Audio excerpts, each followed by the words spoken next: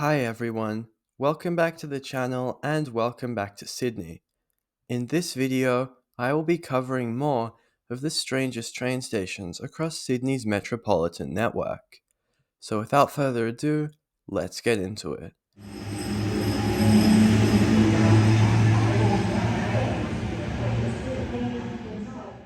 At number 4, we have Leppington.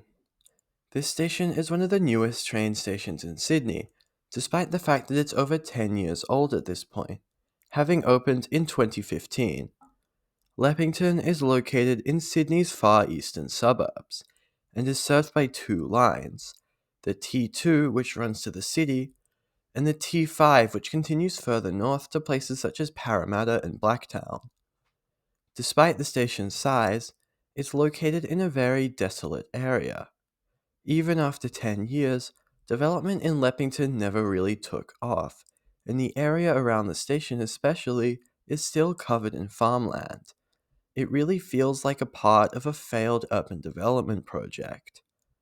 The station has 4 platforms situated on 2 platform islands. There doesn't appear to be any rhyme or reason as to which trains run into which platform, and it's mostly up to what timetabling works best. The platforms are fitted with seating and vending machines, with a lift and a staircase on each, leading up to the main concourse, which is covered by a giant canopy. There's the main exit through these ticket readers, but also strangely these glass doors marked as emergency only. I really don't see the point of these, as in an emergency you could simply exit through the main exit anyway, and having them closed during regular hours doesn't seem to serve any purpose.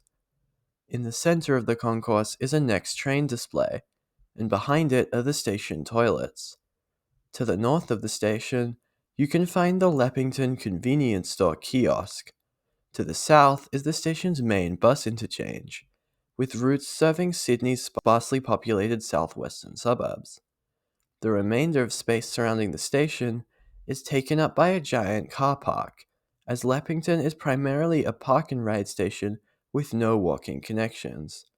Overall, Leppington is a bastion of a failed urban development project that left its residents in an awkward place.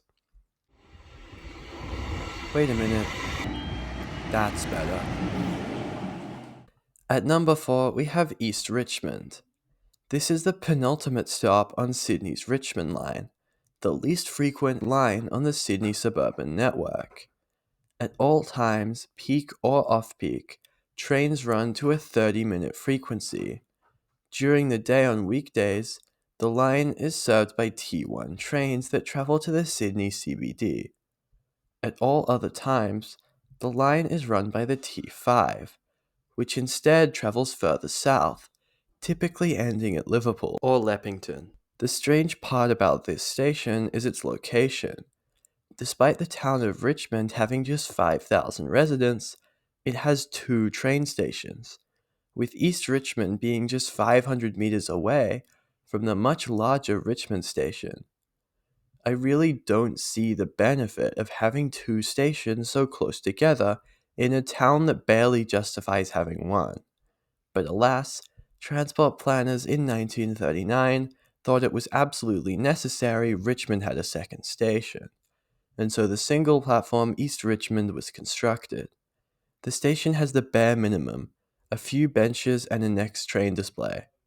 There's a ramp that leads down to a level crossing, something that's rare in Sydney but common along the Richmond line.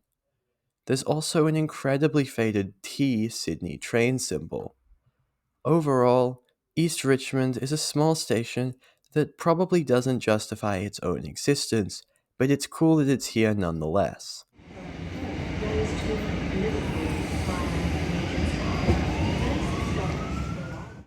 At number 2, we have Lidcombe. This is a busy interchange station with 6 platforms, which may seem confusing at first as the platform numbers only go up to 5. However, this is because Lidcombe is the only station in Australia to have a platform 0. In order to reach it, you have to head to platform 1 and walk all the way down the length of the platform to find it.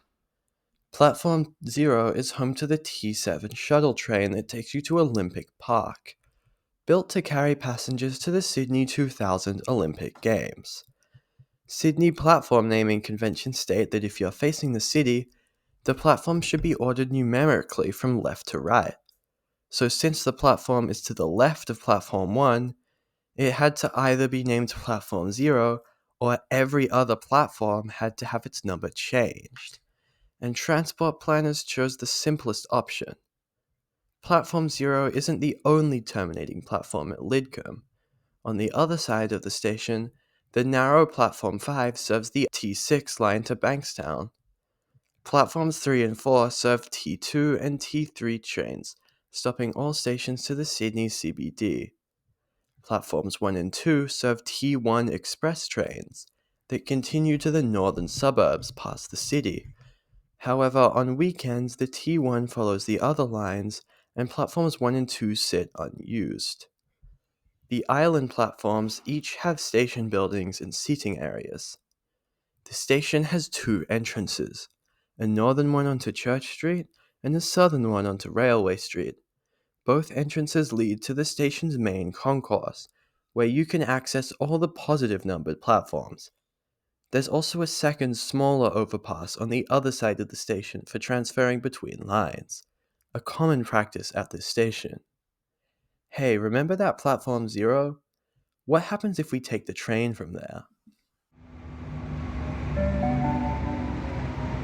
The train on platform 2 goes to Lidcombe.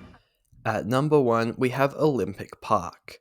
Originally built for the Sydney 2000 Olympic Games, this station is designed to handle massive crowds. However, it remains open at all times of the year regardless, leaving this huge station almost completely empty and served by Sydney Train's lowest ridership line.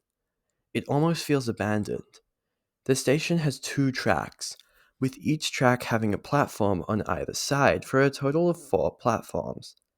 However, in normal hours, the platforms on the left and right are completely closed off. More than half the station just goes unused. Several exits that lead to these platforms are in turn closed. The central platforms 2 and 3 are accessible, but since trains only use the track on the left side, it makes platform 2 the only one that is actually in use. Next train displays show the one and only station directly accessible from here, the previously mentioned Lidcombe. During events, some or all of the unused platforms are reopened, and special services are provided direct to the city and out into the suburbs. The main concourse is lined with lifts every few meters, taking you down to the platforms below, as well as several escalators. The side platforms have this really long wheelchair ramp near the end of the station. The largest exits to the station are at the front and back, that have these ticket offices that, according to the sign, should have been open while I was there but weren't. The front entrance leads to a large open pedestrian space, nearby to some of Sydney's largest stadiums. The back entrance puts you right opposite the Jacaranda Square, in a less busy area of Sydney Olympic Park. I will say one thing, and that's that Olympic Park Station does its job during events very well, and is certainly built sensibly to handle large crowds of people, even if it does seem a bit overkill now that the Olympics are long since in the past, and it gives the station an eerie liminal feeling. With that said, thank you for watching this video, thanks to my channel members for supporting the channel, and I'll see you in the next one.